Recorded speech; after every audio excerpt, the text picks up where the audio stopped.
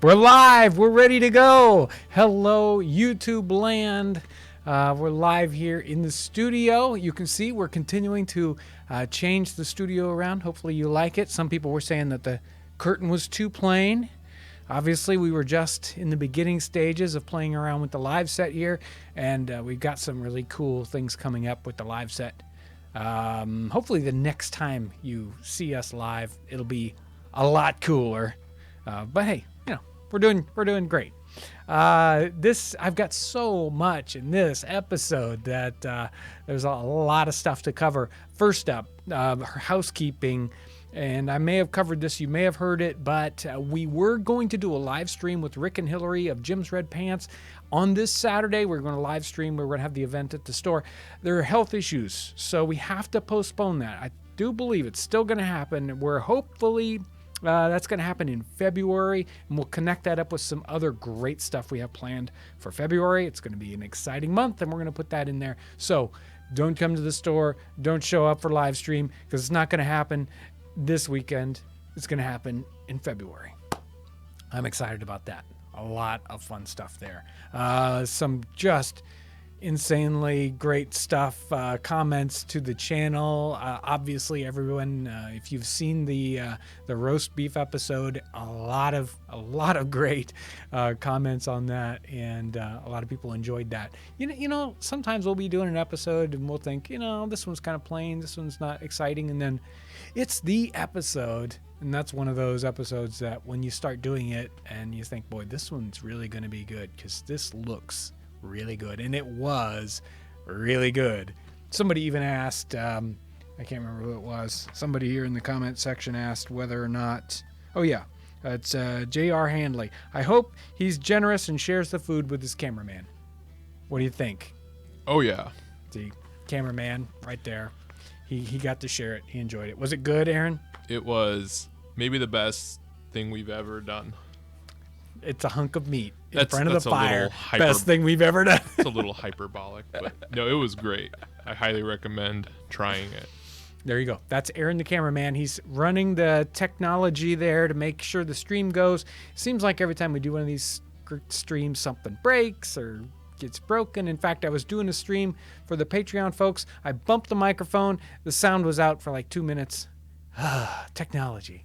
Ryan's also back there. If you hear somebody reading out comments and questions, Ryan's over there in the, you're going to say hi, Ryan? Hello, I'm Ryan. There's Ryan, and he's on the live stream, and Kyle's downstairs filtering out those folks that want to be troublesome. So lots of stuff going on here today. The main topic is on medicines, and I want to get some of those I want to cover some of that. We'll be covering it out throughout the episode. Let me talk about a couple books really quick. I'll be working from basically 2 or 3 books today. Let's see. Here's one of them. Sorry, it's on the floor.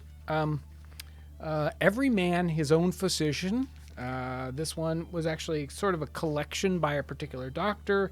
What is this? Is LXIV, so it's 1766. Some great stuff in here I'll be reading from. I've also got a book here. Sometimes we have the old books in the library, and this is one of our old books. This is a Quincy's Dispensatory, and this one is from 1782. It's got, obviously, it's chock full of really, really good and scary stuff, and a couple of the ones I'll be reading from are actually from The Complete Housewife, Eliza Smith. So this little cookbook, it's just a cookbook. The vast majority of what's in here is the standard cooking recipes, but there are remedies in the back, and many of the 18th century cookbooks, English cookbooks of this time period, had remedy stuff in the back of them, so I'll be covering some of those. And do you want to call out those Amazon links? Yeah, so there are a couple of books that I put down in the links section that are Amazon links. One of them, if you're interested in 18th century medicine. And this one is just one of the best. This one's Age of Agony. That there's a link down in the comment section to that. It's not a link to our website. It's a link to an Amazon link. So Description section. in the description section. And if you're interested in some of these, if you want a sort of period bound little medicine book, this one that's on our website. So let's read a couple. There's some really good ones here. I'll read from Every Man His Own Physician, and I think I picked out this one that was good. Yes, this one's good. This one's for lack of appetite. So if you want to get some more appetite, you're having a problem, being hungry. I'm not sure many people have that problem, but say you're having problems with lack of appetite. Drink chamomile tea every day, an hour before dinner, and then take 10 drops of acid elixir of vitriol, which is sulfuric acid. So everybody's drinking that. And then about 2 hours after dinner, that's when you're supposed to drink this stuff. A gentle puke should precede the use of these remedies, for which nothing is preferable to an ipecac thing here. A scruple of which is sufficient for a dose if worked off with a weak chamomile tea. So obviously, if you have a lack of appetite, you should vomit ahead of time, which I think is pretty obvious. That's the kind of advice. If I was a doctor, that's what I would give. This one's really good. Now there's an extended version of this in Quincy's, but Quincy's has this one too. This one's for baldness, which obviously a lot of people have an issue with baldness, and this one's really easy. This remedy is rub the part frequently with an onion until it looks red, and then you will no longer be bald. Sounds like a really easy and simple remedy. Let's see, colic. So I don't know if they're specifically talking about children here or just anybody that's colicky. Sometimes I'm colicky. Take 2 ounces of Daffy's elixir and repeat as occasion may require, or a half of dram of powder of rhubarb toasted a little before the fire.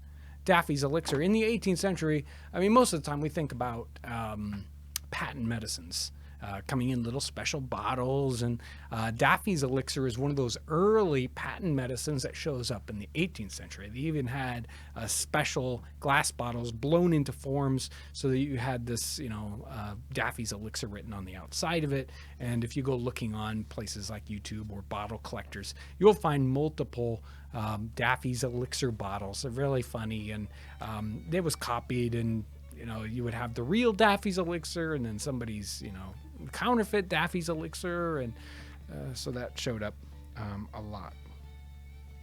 So there's so many great remedies in here for things that here we go. Oh yeah. Here's a remedy for giddiness, which some of these guys back here have a problem with. Take 20 drops of a tincture of castor in a glass of water 2 or 3 times a day, or a scruple of valerian root if you're having giddiness, which some people want giddiness. A headache. Here you go. Lots of people have headaches. Apply leeches behind the ears and take 20 drops of a tincture of castor in a glass of water frequently. So if you've got giddiness or headache. But the leeches behind the ears, I think that's going to work. And, probably, I'm not sure what kind of leech you want to use for that.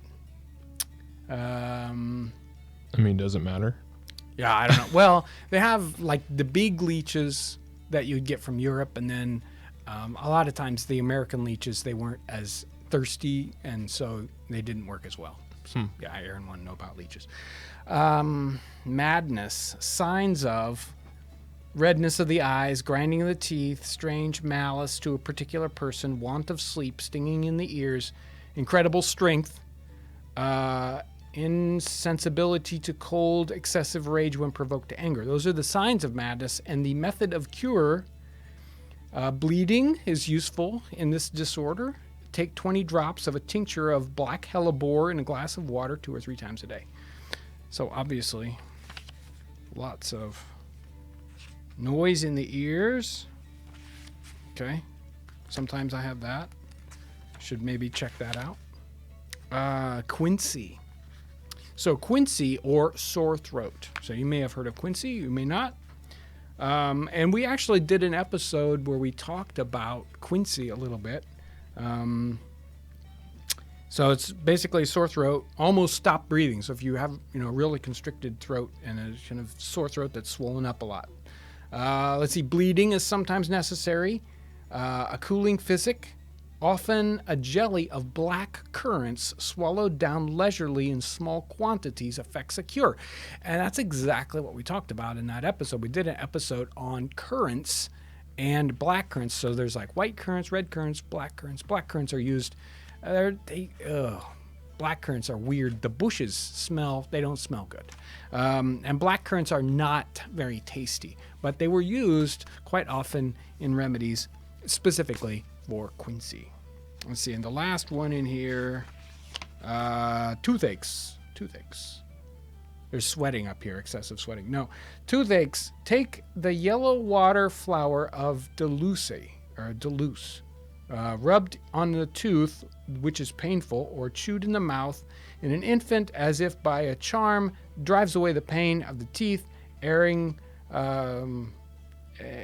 arising from what cause whatsoever. So, and this yellow flower or yellow water flower of Delusa is, it's iris. It's iris or lily roots or something like that. So that's very interesting. But most of the time they just jerk that tooth out because, that was the best thing to do. I wish I had somewhere in the collection of strangeness that is James Townsend and Son stuff, we have tooth key, which is, one of those pull the tooth out kind of things.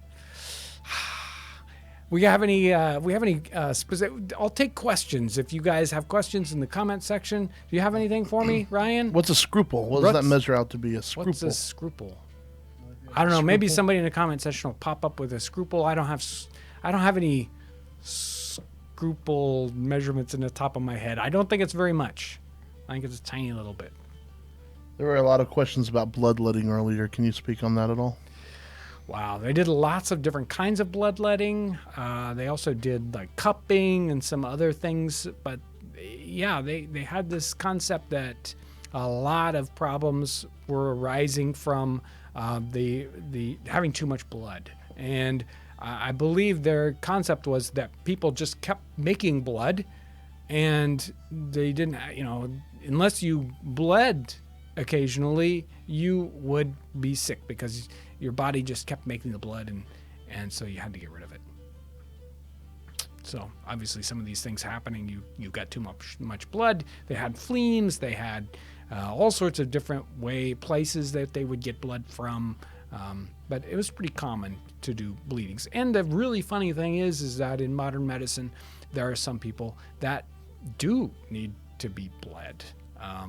They just, especially men, they need to have their blood taken more often. There you go. What else we got back there? Oh, I'm looking. He's looking. Okay.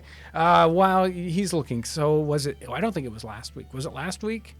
Maybe it was last week. Yeah, it was last week. Well, here's the beer, the ginger beer that he's been opening it all week. Yeah, I've been still trying to get it to open up. I'm hoping to drink it. Okay. I'm hoping to drink it in this episode. There you go. You can see it's still fizzing a little bit here because I'm trying to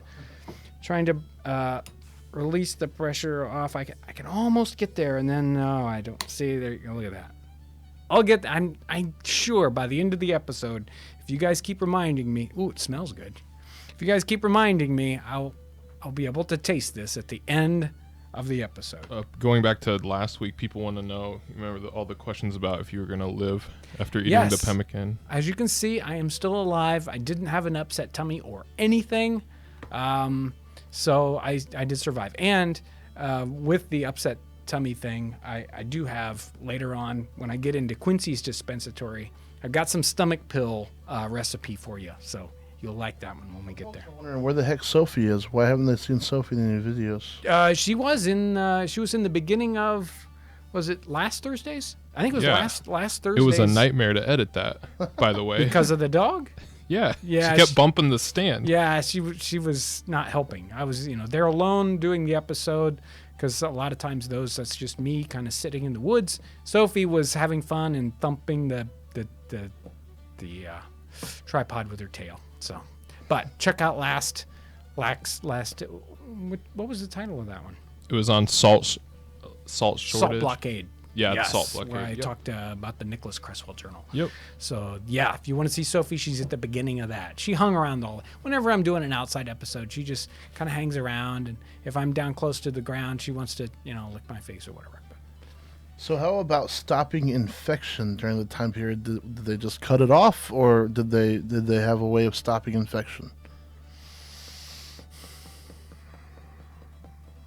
I would have to read up about that particularly. I believe they tried doing irrigation-y kind of things, but I'm not sure they really understood what was going on. At times they thought that it was a good thing when they saw certain signs. They go, oh no, that's healing up, when in fact, of course, that was an infection and bad things were happening. So yeah. How about burn remedies? Have you read anything about that? Burdock is what shows up a lot of times in the books. They've got, this guy, when I get to it, it's got recipes. First it talks about all these particular ingredients, and then it talks about the 27 different ways you can make, a medicine, whether it's a liquid one or one that goes on the outside or a suppository, or, they just have electaries or something like that where you kind of make a medicine lollipop, and it is chock full of different ways to sort of, deliver these delivery medicines. Let's see. Other people asked last week about the oldest thing that we've got in the collection here at James Townsend & Son off the top of my head. Sometimes you don't know exactly how old certain things are, but I talked about a particular pot, and I was going to show it to you. Here it is. This is a little sort of deep skillet saucepan. They called them a posnet or a posset or posnet pot. And this guy is so cool because it's been repaired. You can see they're cast of brass. This is a brass pot, even though it looks like it might be iron. It's cast of brass. It was broken, and they had to rivet the handle back on. So you can kind of see that. That's one of the weak points of these guys. And the design here has, it's this one, many of them have little biblical kind of shortened scripture readings on here. And this one says, love thy neighbor. So there were a bunch of different sayings that these little pots had. This guy is from the late 17th century, probably 1680s, 1690s. Really, really neat little pot. Here. They're wondering if you used that, or have you ever used it, or do you just this use it for particular one I display? have not used. I actually have some later 18th century ones, a little bigger one, brass one that's down in my office. I haven't used that one yet either. And many times you'll see sort of 19th century versions of these guys show up, say if you're on eBay or something. They'll show up. They're American made. The handle's a little different. The handle's comes down a little bit further, and they're a little bit smaller and generally made of cast iron. And you can sort of tell the age on these guys by the sprue on the bottom and what they're made out of. The brass ones are earlier. The iron ones are later. So lots of fun stuff. I also got another goodie over here that I think I got it today. I was digging around.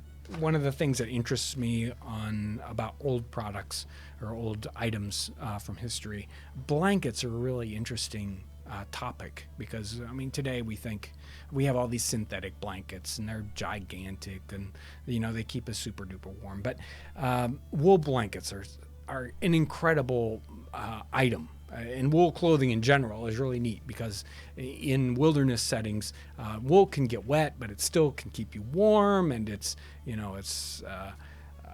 an incredible thing. Well, 18th century wool blankets are a real strange product, and I got this guy in today. This is a probably is a 19th century wool blanket. I'm not sure exactly what its age is because people don't date their blankets, right?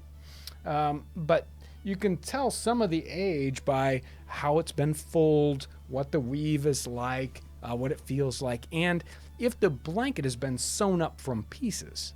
So many times, most of the American-made blankets at the time period, the looms were not very wide.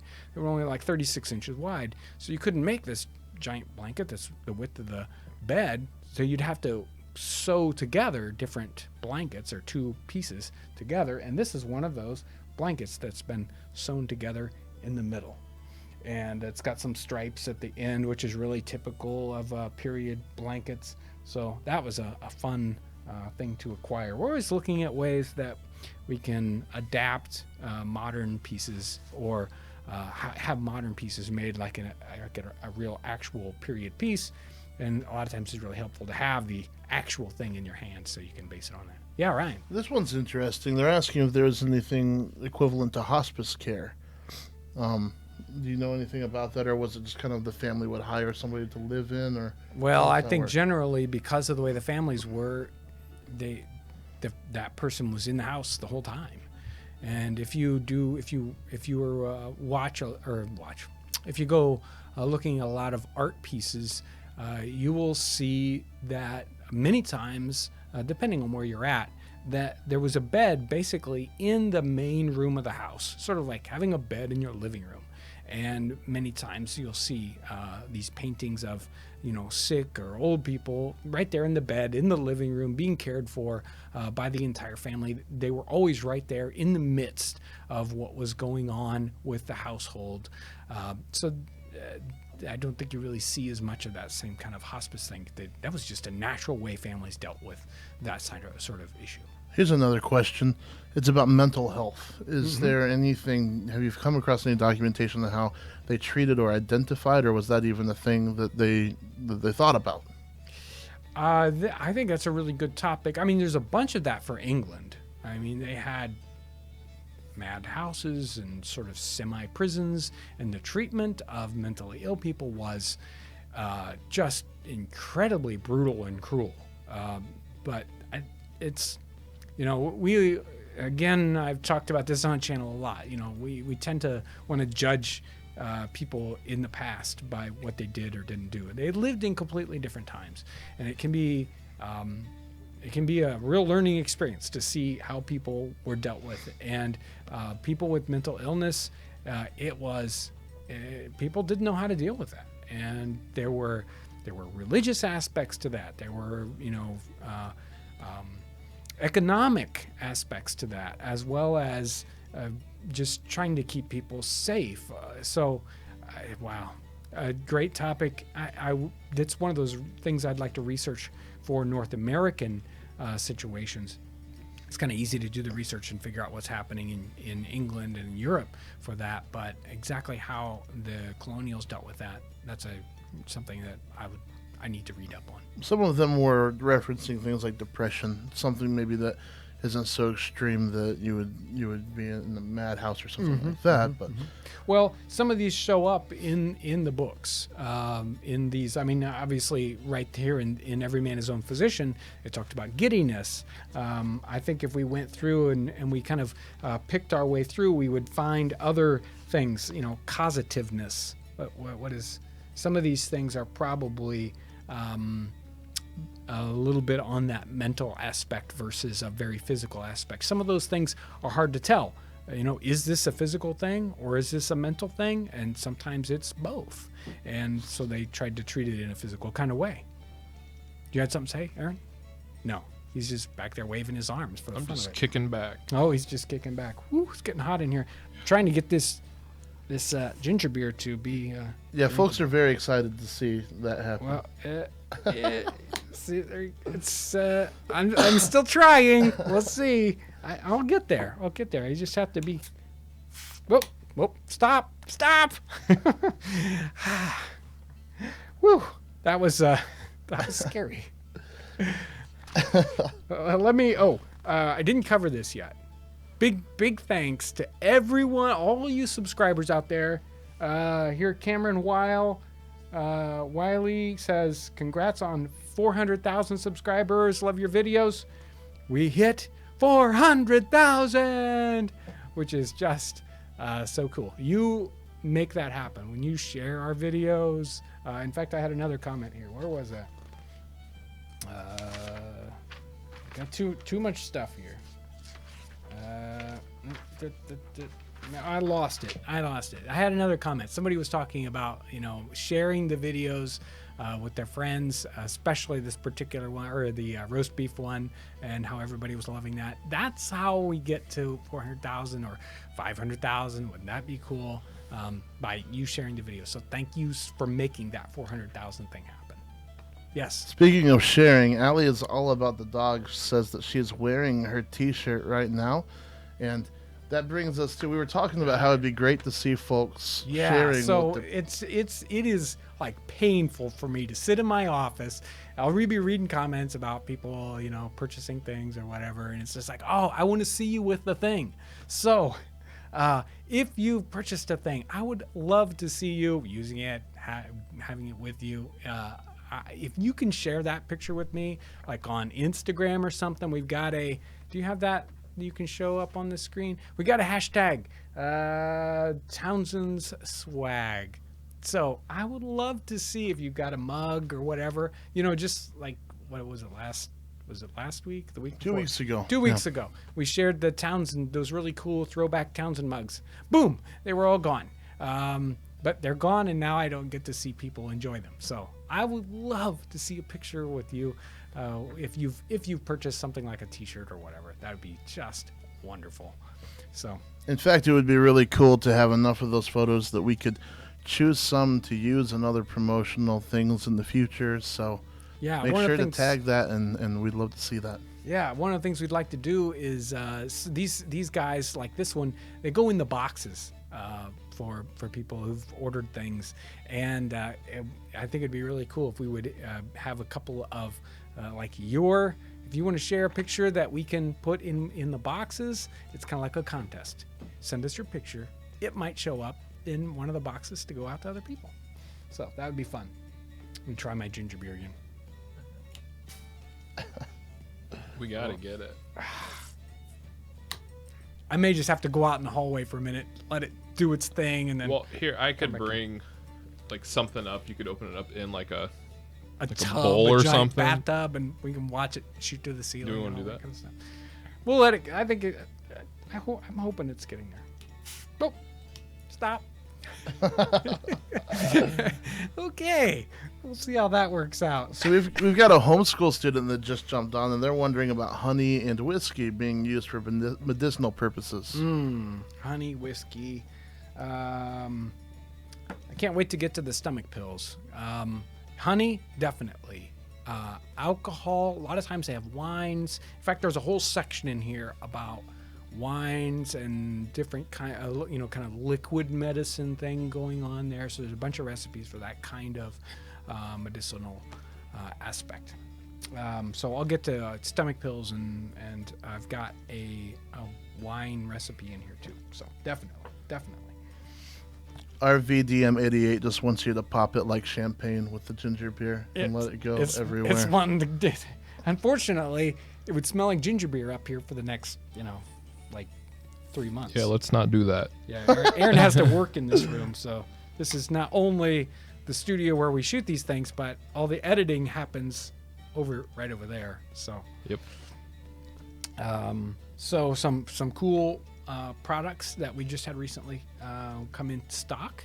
This is brand new, sort of like a mini canteen, but these are little flasks. Probably put your medicinal honey, whiskey, medicine in there. These guys are available on the website. These are brand new. We're also going to have the same one in copper. Those are really cool. Those are really cool. Whew. It's hot in here. Gonna need to open up the door. Oh, the audio's getting too far away from me. Is that better, guys? Can you hear me better? Actually, it might be too loud now. I'm like that. All right. I'm like that. So let me see if I can find.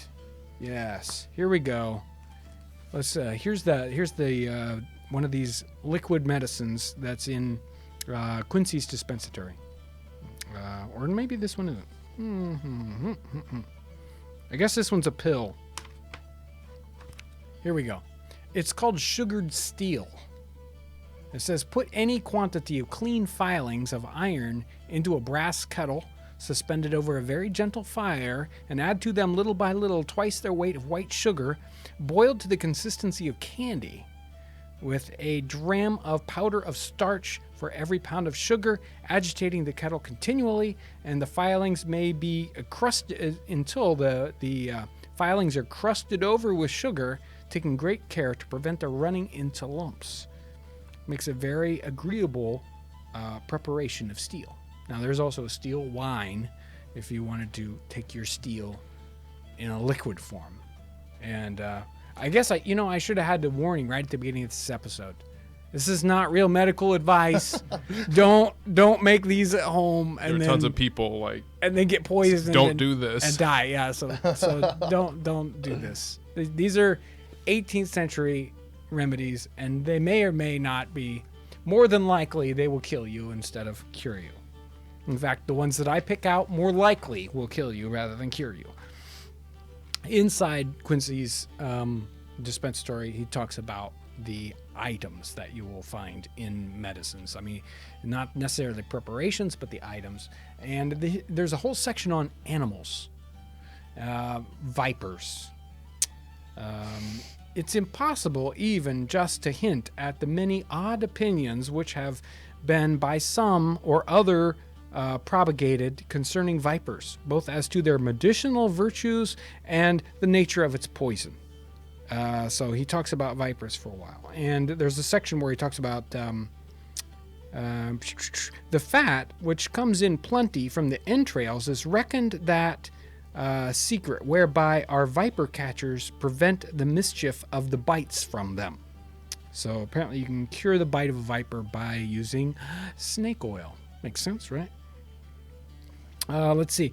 It's much recommended, for stromas. I don't even know what that is. They talk about whether it's better to use live snake or dried snake. So snakes are still being talked about in medicinal use in the 18th century. We talk about snake oil salesmen. They had snake oil and they used it. On the same page, snails. These seem to be much more in use now than formerly. So snails are getting popular as a medicine. They abound with a slimy adhesive juice and therefore are experienced very good in weaknesses and consumptions, especially in children or those with tender constitutions. They're best boiled in milk or some such liquor. Wow. Snail juice. Good for what ails you. This one is a great one in the animal section. Millipedes, also woodlouse, sows, or church bugs. So we always called them little pill bugs. You know, they were little round guys that with lots of little legs. And many people on the channel have talked about them being like shrimp. I guess eating them, that is. These are so much in the acquaintance of common people, and they seem to be masters of their medicinal virtues and use them in many cases without any other direction. They are by all experience found to be very diuretic and abstertive, something like that. I don't know. I don't know how to read some of these guys. So they're good in palsies, epilepsies, and all nervous distempers, tumors, ulcers. I mean, gosh. So you've probably got the makings for any number of wonderful medicines crawling around in your yard, even now. Even now. What's this one? This is rhubarb. I thought this one was good. I think it was in the Facebook Live that we did yesterday. Someone asked about, what did they ask about? Parasites. Parasites. I didn't know how to answer that at the time. It's like, I'm not sure what you want for the answer. Anyway, here's a parasite. I was thinking internal parasites, and it's like, Anyway, rhubarb. It is good against worms in children and is the best purge that can be given them to clear away those credites in their bowels, which are apt to breed worms, and also gives a firmness to the fibers, which, from the slipperiness of children's diet, is generally too lax. Go. Take that to your next pediatric appointment. So that one's good. Here's a liniment to make hair grow. Now remember I mentioned that with the other one, and that one just had to do with rubbing the top of the head with onions until it was red. This one, we take some labdanum. I'm not sure what that is. Bear's grease. I know what that is. Honey. Southern wood, powdered. Oil of nutmeg. This will probably work. A balsam of Peru, and you rub that, and then it talks about rubbing with onion until it's red. And when you've done that, then you put this stuff, the liniment, on there, and then hair goes boing, right? And then right underneath that, a liniment to take off hair. So obviously, you try the top one, hair grows out like crazy, and then you need the other one to control it. That one uses quicklime on your head. I'm going to skip that one. I'm not going to do that one. Here's cobweb that shows up in the medicine book. Cobweb. Everyone knows what this is and how it's produced. It appears not in medicinal preparations, but as accident for want of other helps. Has taught us its use to common people for stopping blood in a fresh wound, and this seems to do it by its extraordinary fineness. So apparently regular people were using, if you didn't have a doctor around and you couldn't stop the bleeding, a little bit of cobweb would take care of that. And here we go. We got the stomach pills. For somebody who's eaten the 3-year-old pemmican that was green and maybe not feeling so good, stomach pills. Take a powder of cinnamon, mace, nutmeg, of each 1 scruple, cloves, long pepper, ballantine, half a scruple, extract of gentian, and make them into pills. These warm the weak, cold stomach that is filled with credites and flatulencies, and by degrees gives new firmness and strength to the fibers and produces good digestion. There you go. Man. Yeah. makes you hungry just thinking about it, doesn't it? Wow. And right below that is steel pills. So if you want to, you need to have more steel in your diet. Let me try this. Ginger beer. Ginger beer.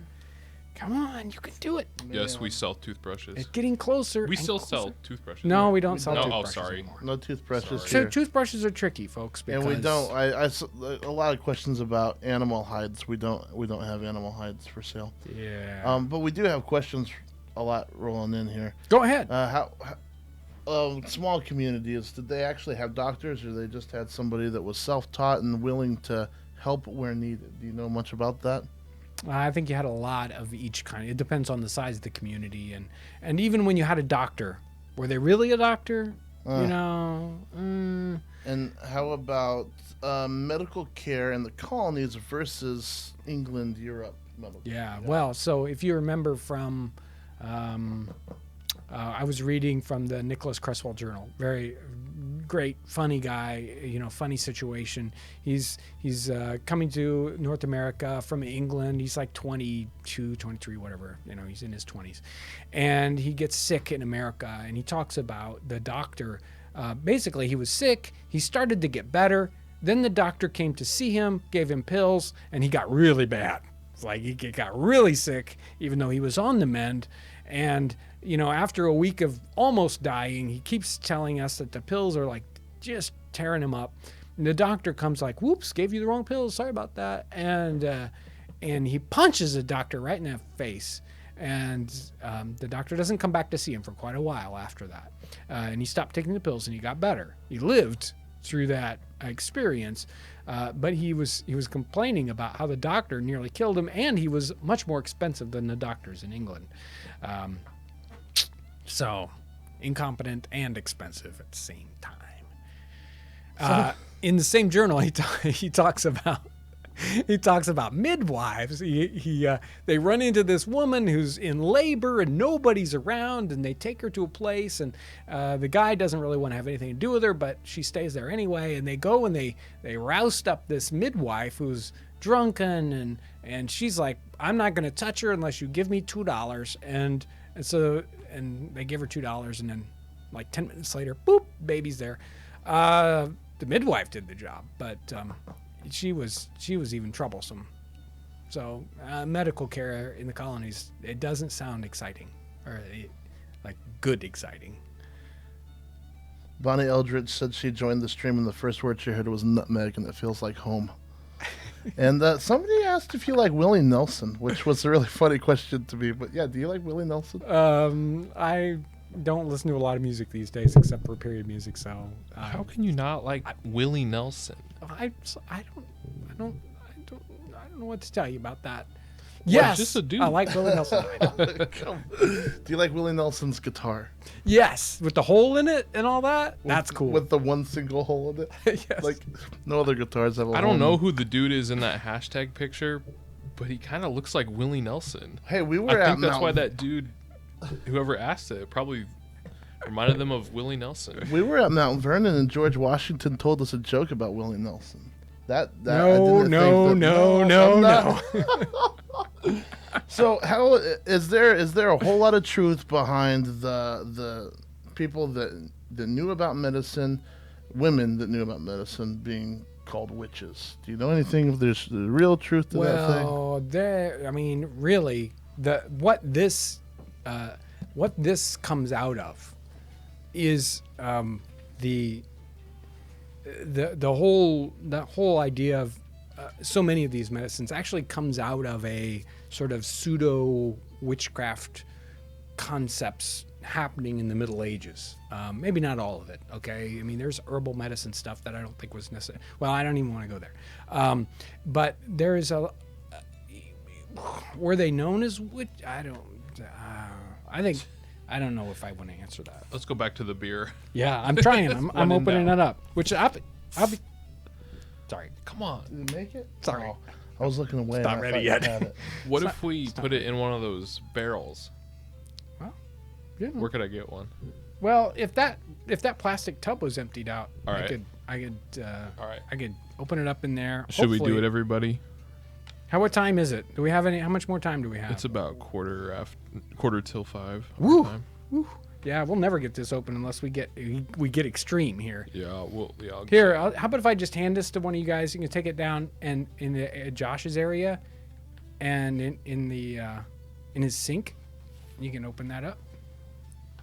Looks like Aaron's doing it because Ryan. Oh, I wasn't even listening. I'm sorry. Yeah, I can do it. He's I was reading. reading. All right. Yeah, gently open that up in Josh's sink. Yeah, don't get covered with it. I want to shake it up. Don't shake it up. Don't shake it up. Woo! Wow. So, what was that? Oh, yeah, I don't have anything specific. Oh, yeah, I do. I see. I was gonna put that when I get the ginger beer. I'm gonna put it in the cup. No, but sorry. Yeah, No, I that's all didn't right. realize it was That's gonna all right. be a surprise. We still I know. There you go. Sorry. We sold out of those really cool jazz throwback mugs, but I've got these that are really nice logo mugs. We're gonna do the same one with nutmeg meme on it in a couple of weeks. We're working on that. We're working on a design for a couple of more sort of specifically channel merchandise kind of things, so you guys can sort of share in what we do. So look out for that. We do still have a few of the t-shirts left in some different sizes, so if you go in the link, there's a link down in the description section for the merch section. There's still I think we still have a few of the kettle t-shirts in some of the really big sizes, just a few of the I put nutmeg on my nutmeg t-shirts that are available, not in the, it's like everybody wants a medium or something. I think we're out of that, but we got a few of these guys. We're working on some other pieces like that. We're working on so many things. Also, real quick, yeah. Now I'm not saying that a bunch of people were doing that, but for some reason the super chat wasn't working for like the majority of this video, but it should be up now. I don't know if people were trying to. I'm not trying to. Yeah. Well, push I want you to do thank that. I want to thank the folks for the the last time we did a live stream, and they were giving through super chat. I really want to thank those people specifically. It's such a kind way and a great way to support us.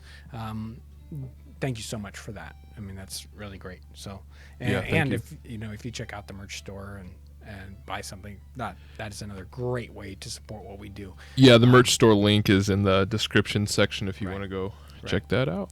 So far, I haven't heard a scream from down there with the. Yeah, I don't know. I haven't heard an explosion. He'll be covered with ginger beer. Yeah, I wonder if that's what's going on. I wonder if I should go check. We'll see. We've been hyping this beer for a week. It better be good. Yeah, well, it's going to be interesting. I'll tell you that. So is it the same one we did in that beer episode we did a couple months ago? It was made at the same time, but I think that one, the one that I've got with me, has a little bit more molasses in it. So here's a great funny comment that unfortunately it was showing up in the spam section so many times. We got so many. Yeah. Kyle just commented, said there's ginger beer everywhere downstairs. See, I'll let somebody else do that. So Paul McKenzie he's I don't know. I think it was on the latest screen. He says, "Could you please do some squirrel and deer cooking?" And then Essam Sween writes back. She responds. She says, "Wouldn't their little paws get burnt holding the hot pans whilst balancing on kitchen chairs or stools in order to reach the stovetop or fire top more precisely?" Too true. Too true. I think she's right. So many comments like that, great comments, get stuck in the spam filter, and she tried multiple times to get it through. I saw it there. Finally got manually sent it back through the comment section. Here he comes. How'd it go, Ryan? It's okay. It's still kind of doing its thing. It's still doing a little fizzy stuff there. Here we go. You're gonna pour some in there for me? Sure. Here, I'll take it. You can see, there you go. It's a little fizzy. We'll see if we can't get some in there. There we go. Looks good. You can see the bottom there. There's still a little bit of yeast and such like.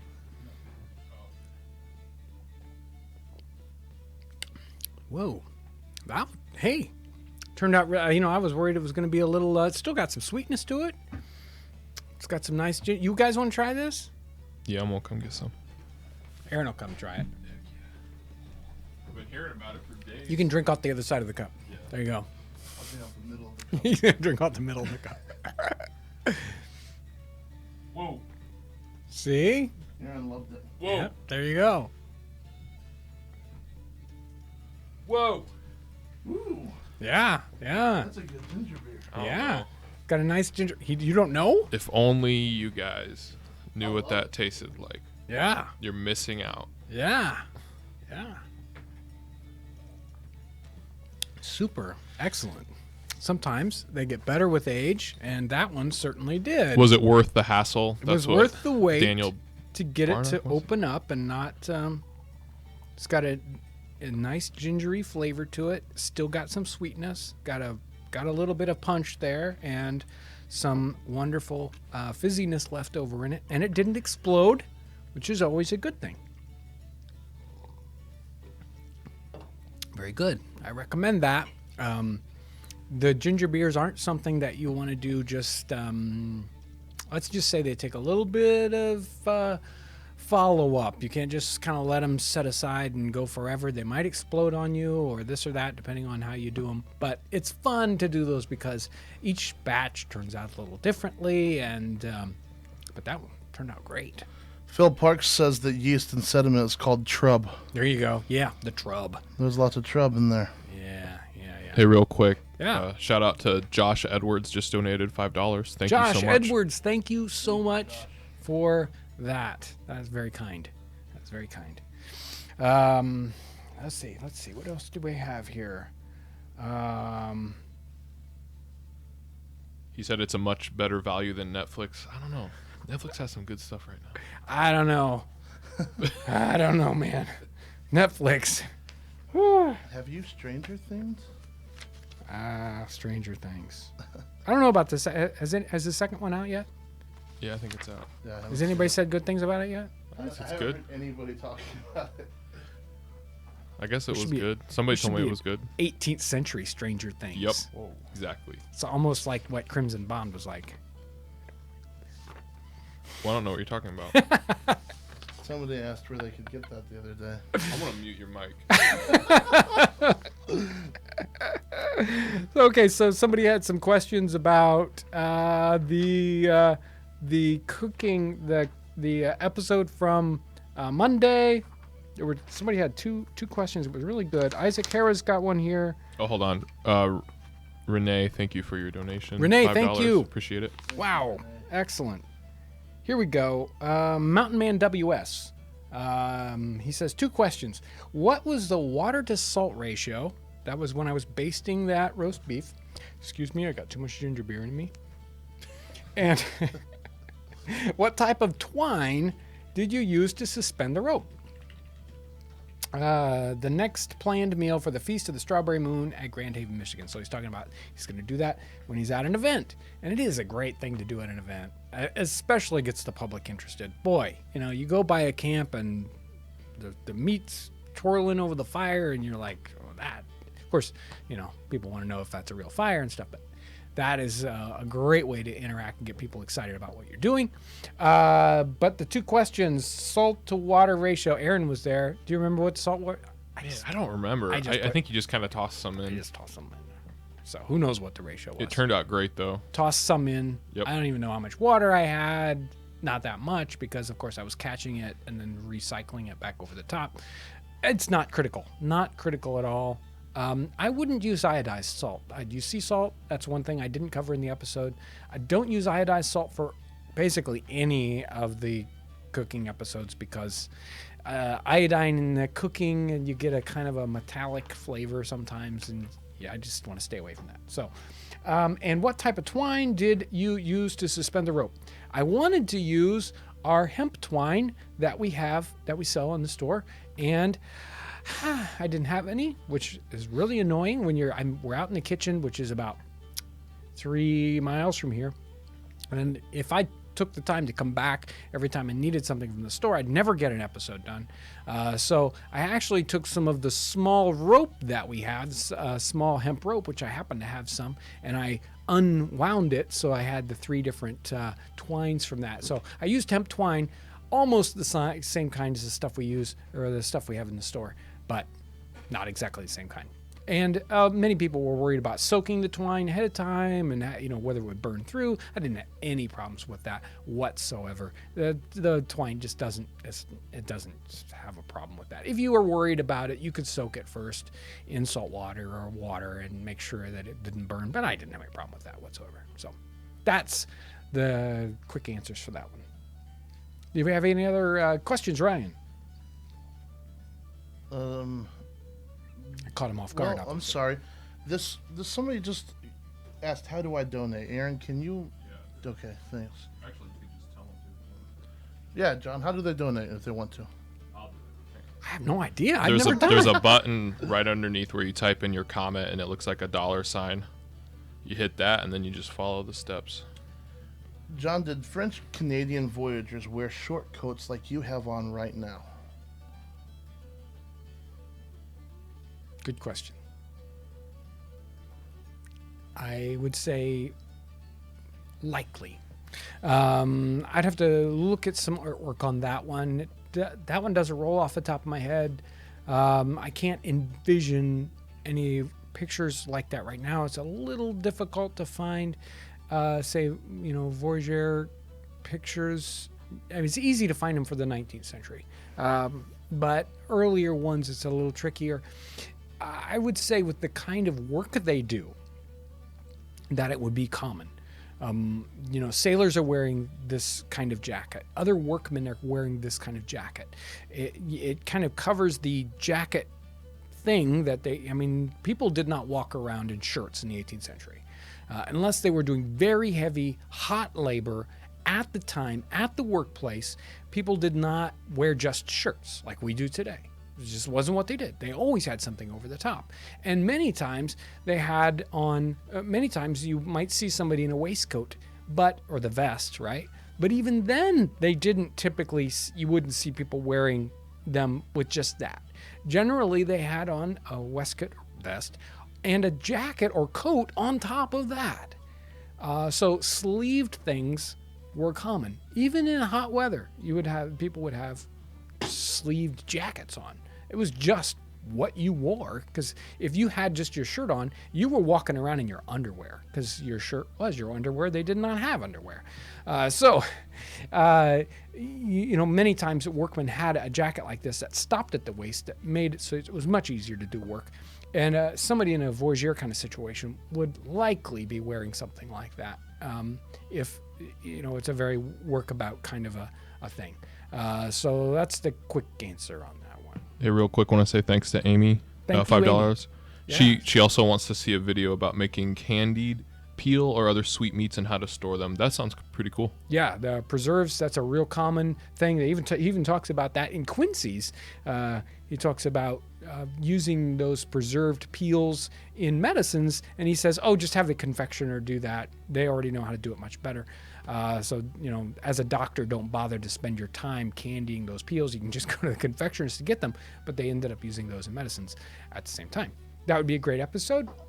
We've done some of that as prep for using in episodes, but we definitely could do an episode on that. Excellent suggestion. Thank you, Amy. So Jimmy Picks, he's commented several times. I've only seen this one, but he says, my cancer question, please. I think that he's asking about cancer in the 18th century. When I'm reading stuff, I haven't seen that. Have you seen anything about that? Cancer comes up all the time. Okay. The question is, what is it?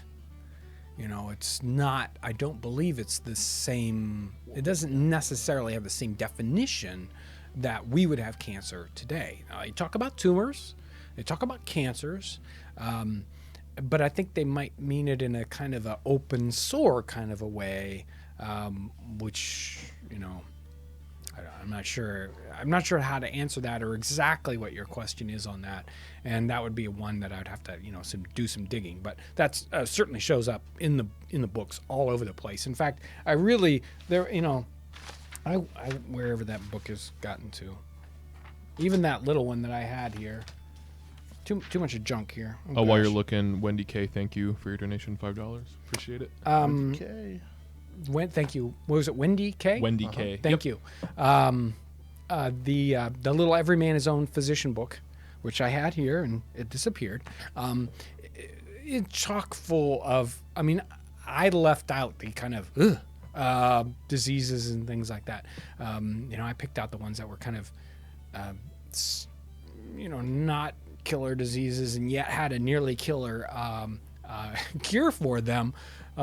The real diseases show up it's scary. And just thinking about being sick with those kinds of things in the 18th century and the care that those folks were going to get. And, that brings me to the topic kind of overall. And that is, we look at these remedies for, easy to cure things or hard to cure things or, debilitating or not debilitating, whatever. And we look at it and we laugh.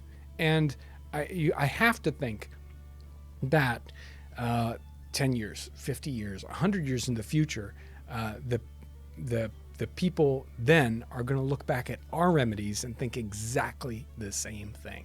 What were they thinking? There's so much of today's medicine that we think, well, we've figured it out. We've made it. I don't think we've made it. I think we're not just as far away, but the distance that we are from 18th century medicine, we'll see that same distance in the future too, and we'll look back at our medicine and just won't believe it. Although modern medicine in many ways is just miraculous. Anything else, Ryan? I don't know. It's like, is it time?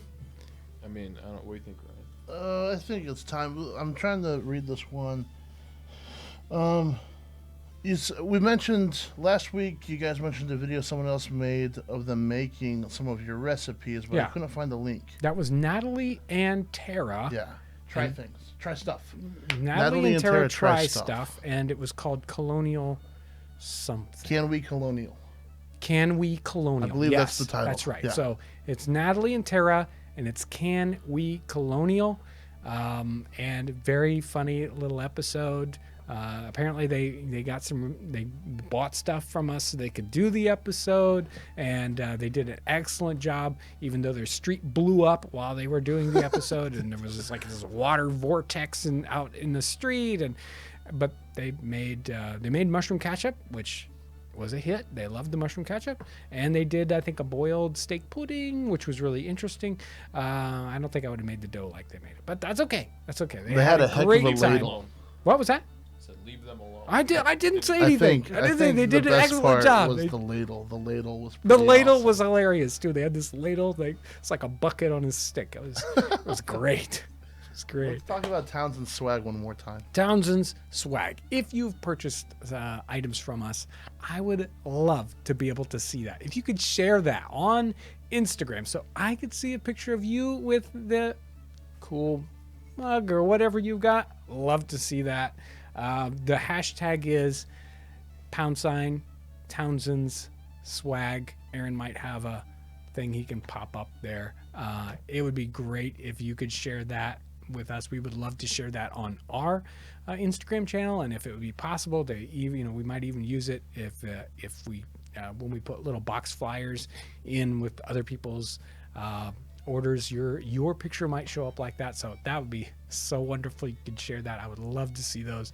It's always great to be able to put a face to commenters or whatever. So I want to thank you for that, and if you could share it, that would be so great. Okay, we're gonna wrap this one up. I've had a lot of fun. You guys are so fun to have these live streams with, and it's a totally different thing. So I'm really enjoying the live streams. I hope you are too. The topics are always interesting. We get so many wonderful questions, so many great comments, such encouragement, and the folks who support us with Super Chat. I really want to thank all you guys who supported us with that. Thank you so much. We're having a great time. We got some great episodes coming up. I forgot. I had a great picture of the Christmas episodes that's coming up. You'll see it in the next live stream. You'll have to check out the next live stream. We'll talk about the Christmas episode. Wow, that's going to be fun. Thank you so much for all your amazing support, all the watching and the commenting and the sharing our videos. That's how people find us. If you go and support us on Patreon, special thanks you for Patreon supporters, or if you go to our website, thank you so much for everything you do, and thanks for watching.